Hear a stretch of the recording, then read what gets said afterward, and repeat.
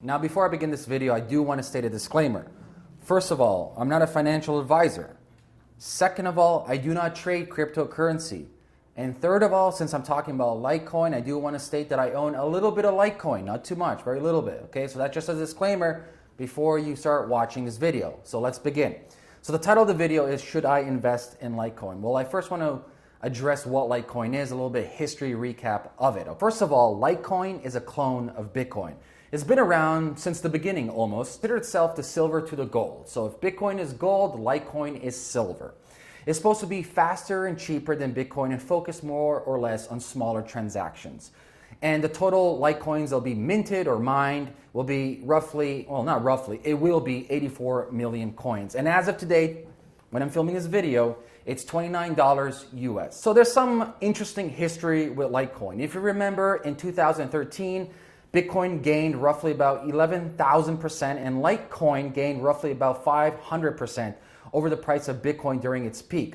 The price of Litecoin hit an all-time high around $50 on some exchanges.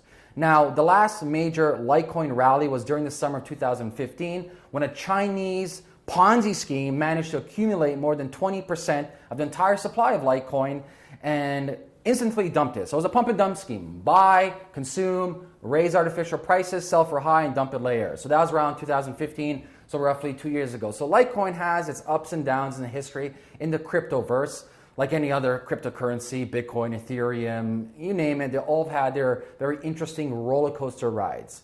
So that's kind of like the history of Litecoin, okay?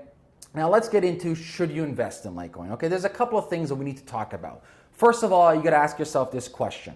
Are you a long-term investor? Are you a trader? Do you like to short things? Like, what kind of risk portfolio would you like to have? And now let's dive into the pros and cons of Litecoin. First of all, the pros. Right now, Litecoin's getting ramped up. A lot of people are talking about it. It's in the news.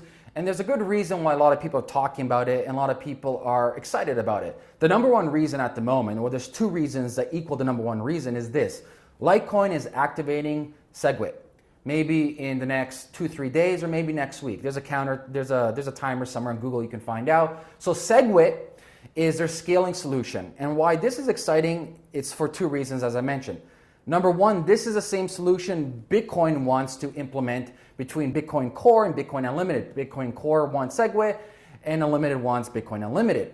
What's great about SegWit though, like I said earlier, it makes transactions faster and it will make transactions cheaper. The great thing about SegWit though is it's going to be a great example of what Bitcoin can become, which may hinder actually in the future progression of Litecoin, maybe not. So that's one of the pros, SegWit's being activated on Litecoin.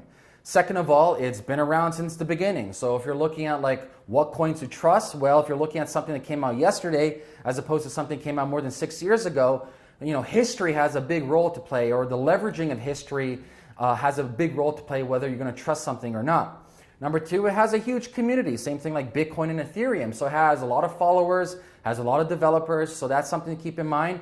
As well as, this is massive news, Coinbase just added Litecoin. So now this opens up the door for more people to purchase Litecoin in a much more accessible, easier manner as opposed to going to different exchanges. Even though I know a lot of people don't like Coinbase, but Coinbase for the most neophytes and the beginners is the easiest way to buy cryptocurrency. Right now they offer Litecoin, Ethereum, and Bitcoin, okay? And finally, as I mentioned before, Litecoin does offer a fraction of the cost of transaction compared to Bitcoin. Now let's switch over to the cons to Litecoin.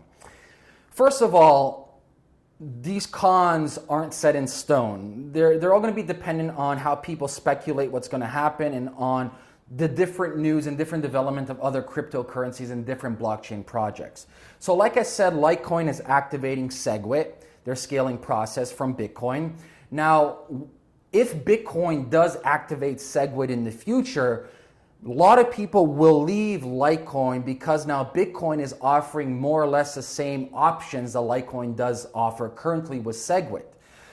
So the whole reason why Litecoin was created, once again, was to have faster, cheaper, and lighter transactions as opposed to Bitcoin. But if Bitcoin does proceed with SegWit, that's going to bring up an interesting dilemma with like, what do you choose? Do you choose Bitcoin or Litecoin? Because is there any new innovation with Litecoin? I'm not too sure if there is any new innovations if Bitcoin does activate SegWit. Number two, like I mentioned a second ago, Litecoin doesn't really solve any new problem that Bitcoin doesn't solve already, especially if it activates SegWit. So to conclude, I wanted to make this video very short. The probabilities of Litecoin going up in value in the next year or so is quite high due to Coinbase and SegWit. However, if I'm looking at long term, I'm not too sure what the price will be. If we're looking at the all-time high, which was like $50, and right now it's around $29, I do see the probability of Litecoin in the next year or so becoming $50. So if you're looking for some short-term gains, it's up to you to decide. Like I said, I'm not a trader. I'm not a speculator. I don't do these things. I just look at the history. I look at the stats. I look at the people behind the community. I look at everything, all these different stats and statistics, and then I tell you. And based on this information, it's up to you to decide would you like to invest in Litecoin or not.